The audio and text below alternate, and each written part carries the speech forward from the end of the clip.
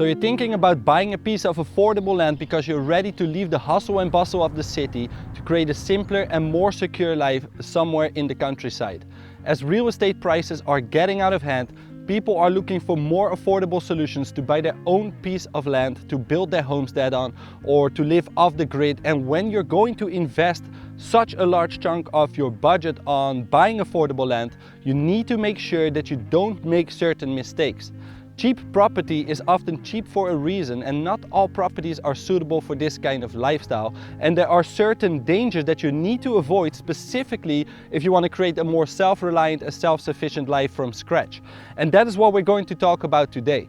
We're going over the top 10 mistakes to avoid when purchasing affordable land for your homestead. Hey everyone, welcome to sunny Portugal. My name is Moreno and my family and I bought 3 hectares of off-grid property at the beginning of 2022 in central Portugal. We left our organic vegetable farm in France and moved our family from 1,500 square meters of rented land to now just over 3 hectares of pristine raw land. And the main reason we moved here is to create our homestead, to grow our own food, to have more sustainability and self-sufficiency, and to provide security and resilience in times like we're living in today. And when buying a piece of property, you want to make sure that you are not going to make these top 10 mistakes.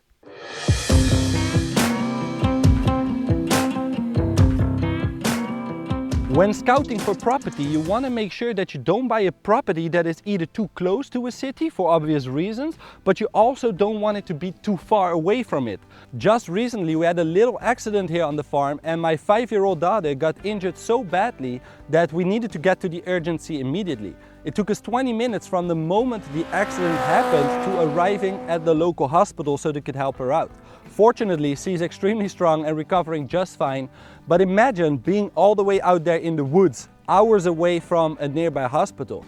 This not only could create life-threatening situations, but imagine if you run out of toilet paper, you're screwed. When we looked for land to buy, we made sure to not be right next to a city, but also made sure that in case there are any urgencies, it wouldn't take us more than half an hour to reach one. We all need resources to build up our homestead, get materials and resources, and being too far away from local stores can become a hassle. Our property is only a 20 to 30 minute drive away from a city where we have access to pretty much everything, yet if you look at our land, it looks like we're in the middle of nowhere. And that's really the perfect situation to be in. Our land is located at the end of a long dirt road where pretty much no one ever comes. And in fact, the road leading to this property is not well maintained and it's recommended to use a 4-wheel drive. So in case SHTF, which it already did, people are not quickly going to take this road, but rather stay on the beaten track, scouting for other opportunities.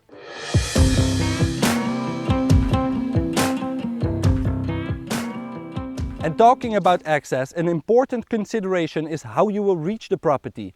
And not only you, but in the future you might also need materials delivered that can only come with trucks. Although our land is at the end of a dirt road and inaccessible for the largest trucks, it is possible for a 4 cubic meter truck to come and deliver materials. So far we've had several trucks deliver sand, stone, gravel and other materials that we needed for the homestead. And if your road is inaccessible for larger vehicles, you will have a hard time going back and forth with a smaller vehicle bringing it to your land. On top of that, if there is no proper access available, installing one can become very costly. When we bought this land, there was no proper access road leading up to it, so we had to actually build one in order for us to even reach it. Now for us, we knew that it was worth it to let an access road be installed as it wasn't extremely difficult nor excessively expensive to create one here. But in this situation, make sure that the investment is worth it for you to do so. The great thing on our land is the fact that we were able to build the access road ourselves and place it on the right location on the land. There is so much more to an access road than just allowing you to reach your property. An access road is a multifunctional element with many uses. In our case, we built it exactly on the ridge line, allowing us to turn the access road into a passive water harvesting system. We constructed the road in such a way that whenever it rains, the water is passively directed to fill up our swales, which in the end will ultimately fill up our pond. Not only that, it also functions as a fire barrier, protecting our home-based platform in case any fire would come from the north part of the land. These are all little things to consider when buying land and unfortunately too often overlooked. Also, when it comes to access, make sure that you actually are allowed to use the road and it's not a private road from someone else. The road might lead up to your property, but you're not allowed to use it. That would be quite unfortunate. To make sure this is not the case in your situation, contact a local real estate lawyer that can figure this stuff out for you.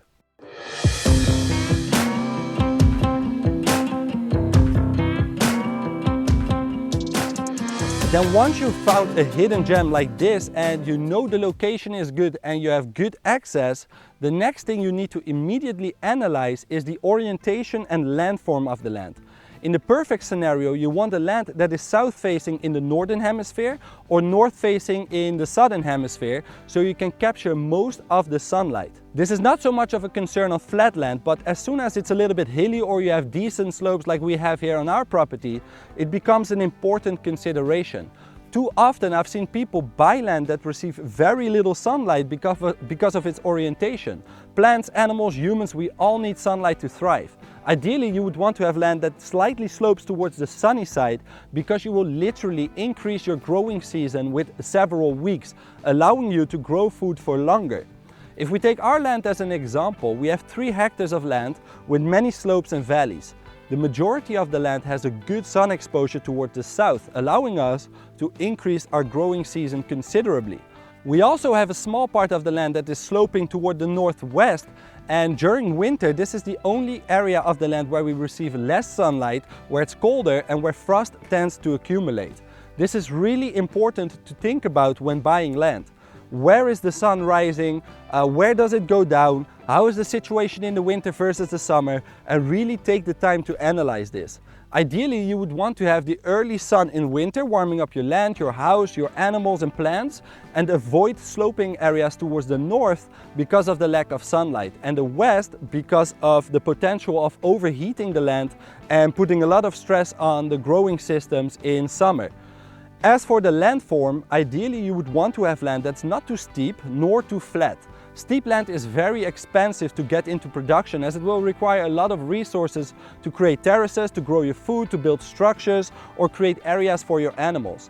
Also, if you happen to be in an area where bushfires can occur, like is the case here in Portugal, fires are always most intense and dangerous on steep slopes as it moves its way upwards.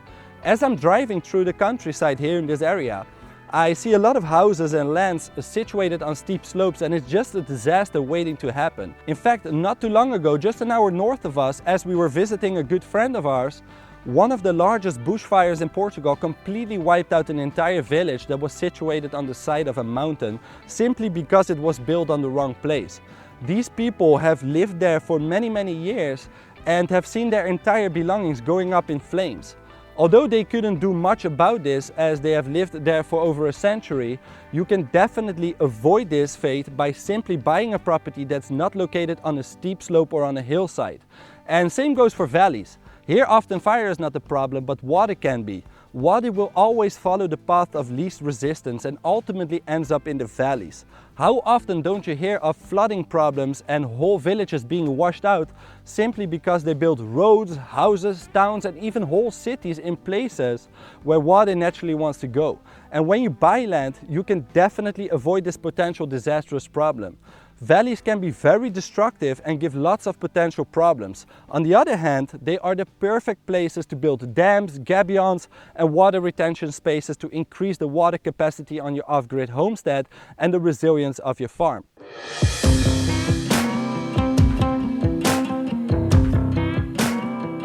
And talking about water, when you buy a piece of land for your homestead, make sure that you already have a reliable source of water on it with full rights of using that water.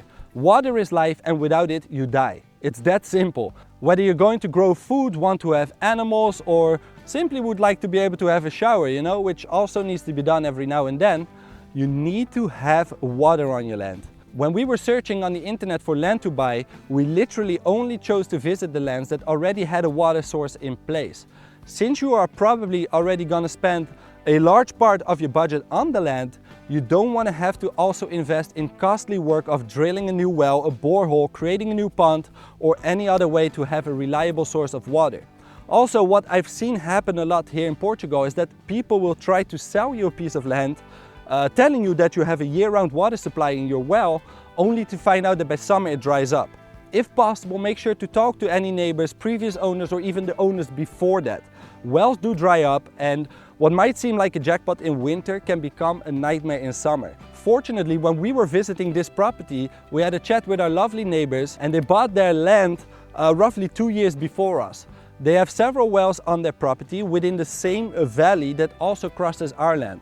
Our well happens to be below theirs in elevation within the same valley, so when we understood that they had a year-round supply of water in their well without too much difference in flow during the summer and the winter, we knew that the possibility that our well taps into the same underground stream of water would be very high.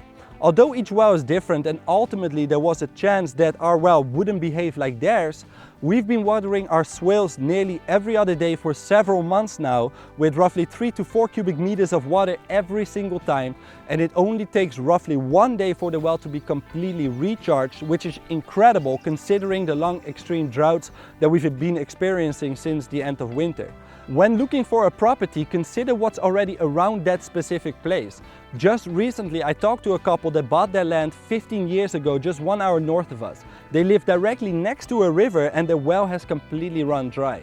One of the reasons this has happened is because where they are, or where they live, it's full of orchards and farms. These are all simultaneously irrigating their lands using boreholes. Inevitably, when there is such a large amount of water being pumped up out of the ground, and you happen to be located right next to them, the chance that your water supply will run dry will increase significantly. So make sure there is water available and take good notice of what the lands surrounding your potential property is being used for before you decide to buy the place. Also, if there is no water available but you really like the land, contact a local company to ask if it would be possible to drill a well and get a quote on what it would ultimately cost you. And with the location, access, orientation, landform and water secured, the next thing to look at when buying a property is the existing vegetation and the tree systems.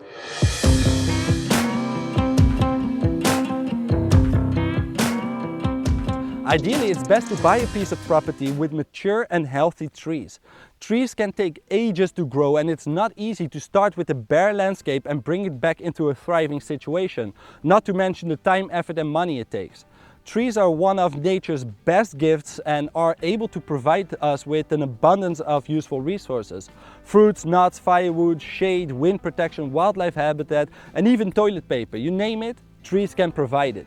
Definitely here in Portugal, where we experience hot temperatures and lots of sun, trees can provide us with the much needed shade and protection from the elements. And honestly, that was one of the very few downsides of our property. Unfortunately, because this land wasn't intensively managed, and since we're in an area where every year there is a risk of wildfire, the land completely burned down some 10 years ago. After that fire, all trees were completely removed and the land was left to recover on its own. The only trees that did resprout were the olives and a couple of cork oaks. So there are not many trees here to provide us with any kind of yield, cover or protection. Although this is our situation, we knew that with the right planning, earthworks and the planting of new trees, we can completely revegetate this area and create it into a thriving ecosystem. But nothing beats being able to buy a property with mature trees and a healthy system. The value of a land is generally in its resources, and trees are an important consideration when looking for your dream land. It is much easier and more cost effective to remove a couple of trees if necessary than to plant new trees and potentially wait years, if not decades, before getting new ones established to an important size. And at this point, if you fell in love with the land, if you've crossed off all these things, you like the location, you can access the property, the orientation and landform are great, and you have water and trees, the next thing you need to find out is, what are you allowed to do on it? So what is the zoning of the land?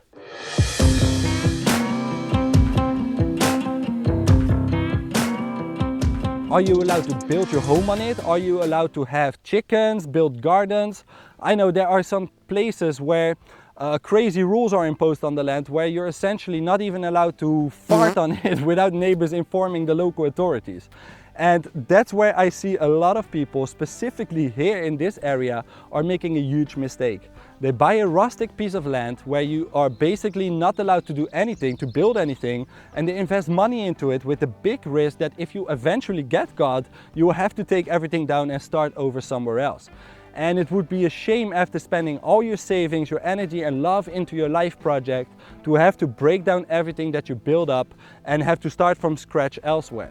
Make sure you have full rights to do what you want to do before you purchase the property. Talk to lawyers, real estate agents, and verify that everything is legal and up to date, and you can build your homestead without any worries.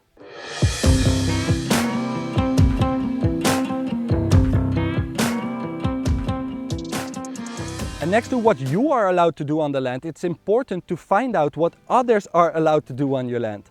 In some places, utility companies will always have the right to cross your land and install either electricity or water lines going straight through your land. It would be a shame to find this out after you have purchased the property. Next to that, in some areas, hunters will always be allowed to come and hunt wildlife on your land. Not a great situation when you have children walking around or you want to be secluded on your homestead. Use a qualified lawyer to verify what is and what isn't allowed for you and others. This is the only way to avoid any unwanted bad surprises.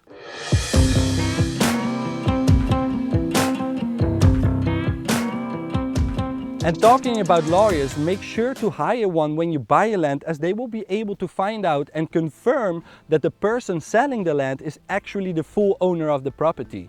When we decided to purchase this land and went to the office to sign the deed, we were literally standing in a room with 5 people that all owned a part of this land, and they all wanted a piece of the pie. Often what happens is that people own a piece of land, and when they pass away, they split the land into multiple sections so they can pass it on to their children. These children go to study in the big city, they find jobs, and they continue their life there, never to return to the countryside. There are so many plots of land just abandoned here by people that don't even know that they own the land, or worse, they think they own it, but they only own a small part of it. I've heard some crazy stories here from people that buy land with a ruin on it, but only half of the ruin belongs to the land, whilst the other half belongs to someone else. And they only found this out after signing and paying for the property.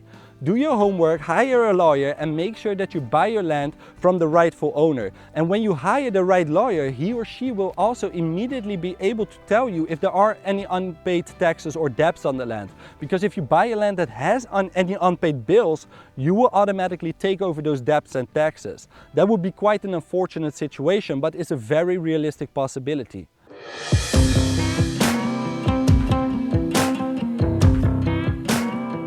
And talking about the buying process, one thing where I see a lot of people make a mistake is they have, let's say, a budget of 50,000 euros.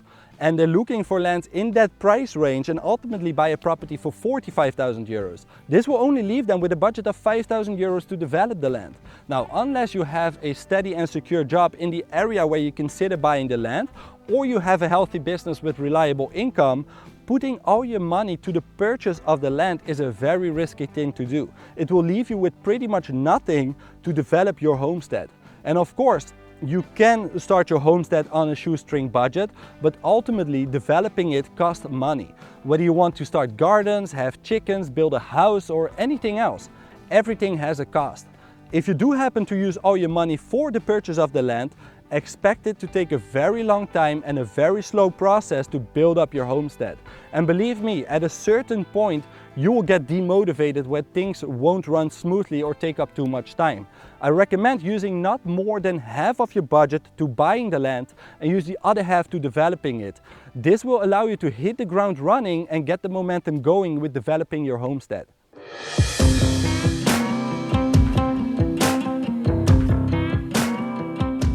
And talking about budget and money, one thing many people don't seem to consider are business opportunities. I know it's very romantic to think about going off-grid, building a homestead and living the good life somewhere in the countryside.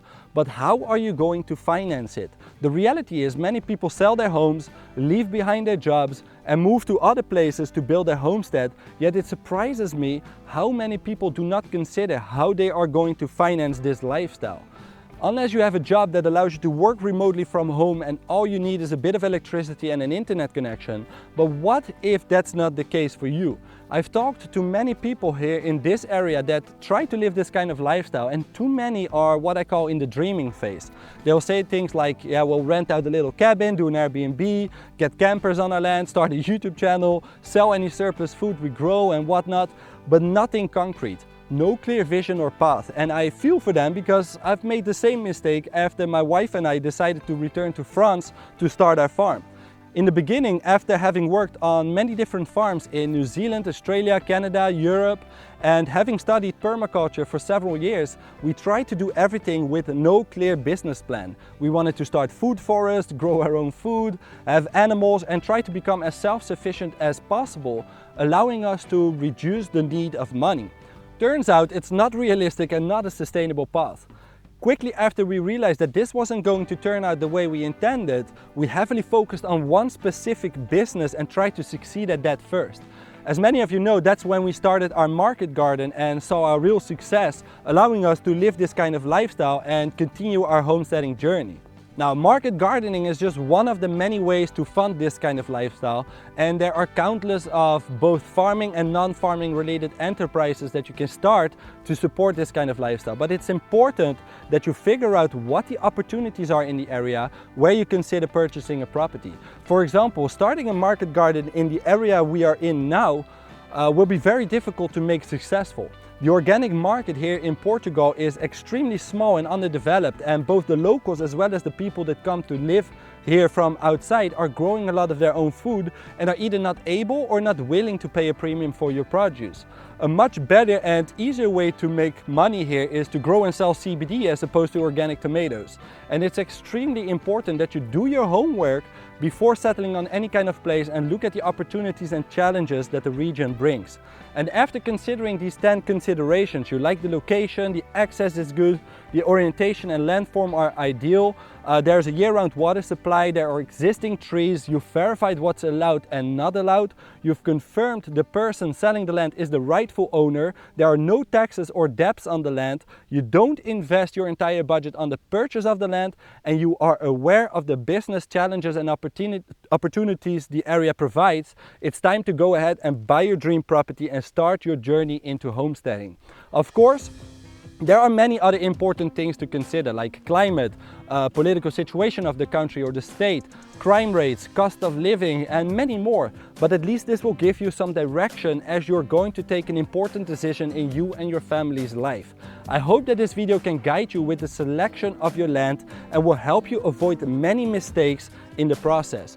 If you think of any other important considerations that we did not cover in this video, make sure to include them in the comment section below so that others can learn from your experiences too. I wish you all a nice day and we'll see you in the next video.